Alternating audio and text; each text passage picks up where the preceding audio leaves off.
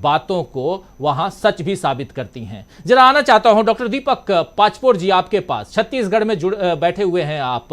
वहां भी ईडी की खूब कार्रवाई हुई, खूब हम लोगों ने चर्चा की। पिछले 5 साल में 200 से ज्यादा कार्रवाई और भी पिछले दिनों भी हुई हैं, कितनी सारी ढेरों कार्रवाइयां हुई हैं आपने देखा।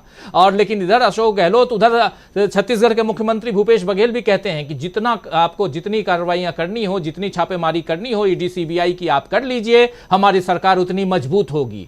तो ये जो होता है कि ये कई बार अगर आप किसी के ऊपर अत्याचार पे अत्याचार करते रहते हैं तो जनता भी देखती है। चलिए आप ईडी सीबीआई की कार्रवाई को मैं इस अत्याचार वर्ड से मुक्त भी कर दूं, लेकिन उसके बाद भी जो बातें यहां ये दोनों नेता कह रहे हैं, चाहे उधर भूपेश बघेल इधर अशोक गहलोत, और दिल्ली में आज प्रेस कॉन्फ्रेंस करते हुए सचिन पायलट, इनकी बातों में कितना दम देखा जाए?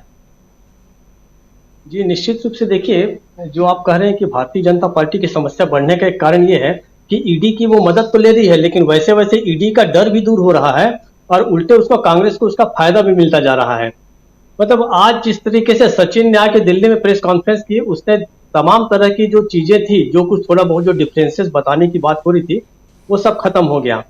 देखिए, वहां पर गहलोत साहब के जो पुत्र है वैभव गहलोत, उनके यहाँ छापा पड़ा। आपको याद होगा कुछ दिन पहले कमलनाथ के पुत्र नकुल नाथ के यहाँ भी छापे पड़े थे, जो छिंदवाड़ा से चुनाव भी लड़ रहे हैं।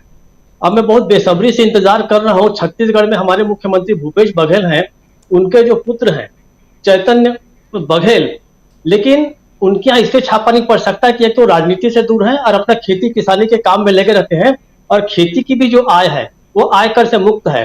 तो मुझे नहीं लगता कि ये जो जांच एजेंसी है वो कम से कम छत्तीसगढ़ के मुख्यमंत्री के पुत्र तक पहुंच सकती है। लेकिन अगर ऐसा होता है, आप देखिए छत्तीसगढ़ में इतने छापे पड़ चुके हैं, एक बार किसी ने काउंट किया था कि 200 से ज्यादा छापे अलग अलग केंद्रीय जांच एजेंसियों के पड़ चुके हैं, और भूपेश बघेल जैसे व्यक्ति को यह कहना पड़ा कि हमारे राज्य में केंद्रीय जांच एजेंसियों के अधिकारी तो कुत्ते बिल्ली जैसे घूम रहे हैं। ये भारतीय जनता पार्टी, मोदी, शाह, इनके सोचने की बात नहीं है, ये केंद्रीय जांच एजेंसियों के अधिकारियों की सोचने की बात है।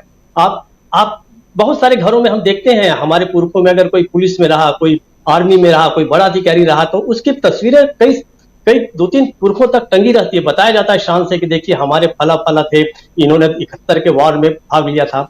मैं ये सोचता हूं कि इन अधिकारियों के बच्चे क्या अपने इन लोगों की तस्वीरें लगाएंगे? ये एक तरह से आत्ममंथन करने की बात है। और जब नई सरकार आए, और अगर कांग्रेस की आती है 2024 में, तो कृपया वो केंद्रीय जांच एजेंसियों को वापस मजबूती दें, उनको स्वतंत्र करें। इसका कोई फायदा भारतीय जनता पार्टी को नहीं मिल रहा है, क्योंकि केंद्रीय जांच एजेंसियों के जितने भी छापे हैं, अब वो एक तरह से लोग उसकी उपेक्षा करने लगे हैं। ये गलती कर रही है सरकार ऐसे वक्त पर। और वैभव गहलोत शायद चुनाव में काफी सक्रिय हैं, नकुल नाथ तो चुनाव लड़ ही रहे हैं, तो पता नहीं है क्या क्या करने जा रहे हैं। लेकिन मैं ये कह रहा हूं कि ईडी का ध्यान इन लोगों पर है, और बहुत दिनों से हम जो एक खबर नहीं सुन रहे थे, वो खबर भी देखिए आज आ गई। बहुत दिनों से गुजरात से कोई व्यक्ति पैसे लेके नहीं भागा था। बैंक ऑफ बड़ौदा से, सूरत ब्रांच से विजय शाह नाम के एक व्यक्ति 100 करोड़ का लोन लेके अपनी पत्नी के साथ भारत छोड़ो आंदोलन में शामिल हो गए, और वो चले गए हैं अमेरिका। तो ईडी की नजर क्या इन लोगों पर नहीं पड़ रही है?